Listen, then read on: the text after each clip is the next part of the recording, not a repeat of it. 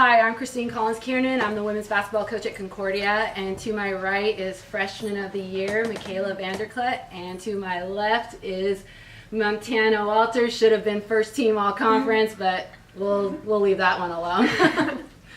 Coach, just give us your thoughts on that game. I mean, a great comeback, and it came right down to the buzzer. Yeah, it was unfortunate we dug ourselves in a little bit of hole in the first half. I think like our inexperience in being in a situation like that kind of showed our intensity and playing just a little bit back on our heels. And then, but my team all year has fought. And I would say, like, if anybody said anything about our team, they would say that we play really hard, that we play really together, and we typically compete night in and night out. And they showed that in the second half. I think we just needed 45 more seconds. Yeah. I'm sure the obvious question is, what did you say at halftime, and can we bottle it? Because, you know, I mean, you were down by 18 and then really quickly got it down to single digits in the second half. Well, I think a big thing that we kind of made a mistake on was not doing what we do all the time. And we didn't come out in our typical press in the first half. And I just said, you know what, screw it. I know we were trying to do a game plan with somebody, but we're going to go back to be who we are and who we've been all year. And, you know, you guys got to do what you do best. And that is defend, rebound, and score the basketball. So. Coach, what can you take away from taking such a large halftime deficit down to a single possession at the end going forward? I think my girls never think that they're out of anything. You know what I mean? Like, they feel that they belong there.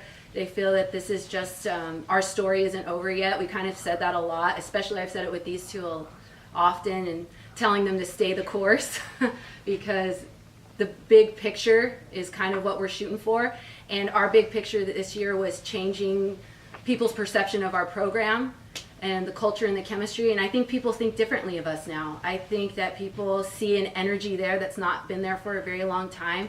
And I don't think it's just youthful enthusiasm. I feel like our seniors were quite incredible this year with the amount of turnover they've had, the amount of trauma or instability and stuff. Like, the way they've bought into me and then to the freshmen. If you would have seen from first day to today, I mean, these girls love each other. And if at the end of the day, all I cared about was that they cared about each other. So, yeah, it sucks to lose this game, and we probably should not have. But you know what? There's 16 girls in that locker room that I think are going to be friends for life.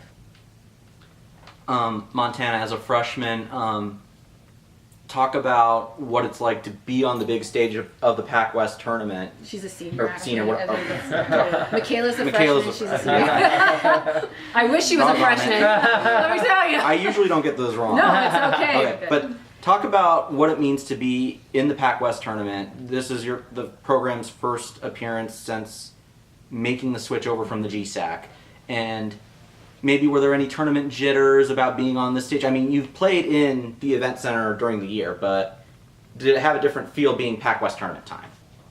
I think we started out the game really nervous. I think that's what really caused our big deficit in the beginning. I think making it this far was incredible considering how last year ended and just where we were as a team and having so many returners who went through so much last year. And the year before that, we brought in 9 transfers. So it was we were a brand new team last year, and we all went through a really rough season. And then to basically restart again and still make it this far was tremendous, I think. Michaela, maybe you can chime in on that too, and then I got one more. Well, it is a little bit nerve-wracking coming in here and being a freshman, but I know that I have 15 other people plus the coaching staff behind me to support me and calm me down. And I know once we got into it and once we started working together, we were locked in, we were ready to go. Okay. Actually, you just answered my one more. Oh. Coach, the momentum swings of that game, going down 18, back to 5, and then that entire fourth quarter being played within basically a possession or 2 possession window. I want to go back to the first half of that game. I don't think you took a timeout until the margin got to 18. What was kind of the thought process there? Were you going to let them fight their way through it? I I think basketball is probably one of the most overcoached sports in America. I think coaches too often try to micromanage their players, and if you do that, when you get into a pressure situation, they can't think for themselves.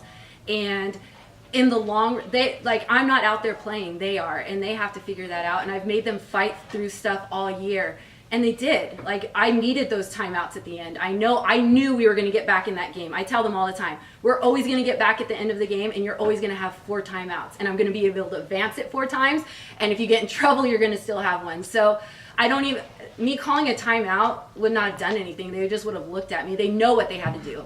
They had to get stops, they had to rebound, and we didn't shoot the ball well in the first half. We shot 25% from the field in the first half. We got every open shot we wanted, we just weren't knocking them down. And, a timeout isn't going to help me adjust them in that. That's got to come from here, and they show they have it. They have heart, they have fight. I mean, it's been an incredible year. I told them that it's rejuvenated me in ways that I never thought possible, and I think, for them too. I mean, I think I would hope to say, she's probably could quote better than anybody, but I would like to think that she's leaving her basketball career with a lot better feeling than she started. I would hope. That was my goal. I told her that was my goal. She had to come back because she almost didn't. Oh, wow. The final possession coming out of the timeout there, was that the look that you were going for, or did they take you out of the look you wanted? Well, I think we would have had that wide open 3, and she fouled her coming off because we were running a play we know how to run. We've run it before. It wasn't anything brand new. And when sorry, I was about to call her by her nickname. You probably would not have known it. Riley Walsh came off that ball screen, and we had Michaela wide open off of it, and then they fouled her. So then we couldn't run that play anymore. So we just went back to something that we killed them on pretty much the whole game. We killed them on a high-low exchange, and she had 2 or 3 threes off of it. So, All right. yep. All right. Great season. Great Thank game. you. Thank you. Thank you. Thank you guys Appreciate so it. much for your coverage.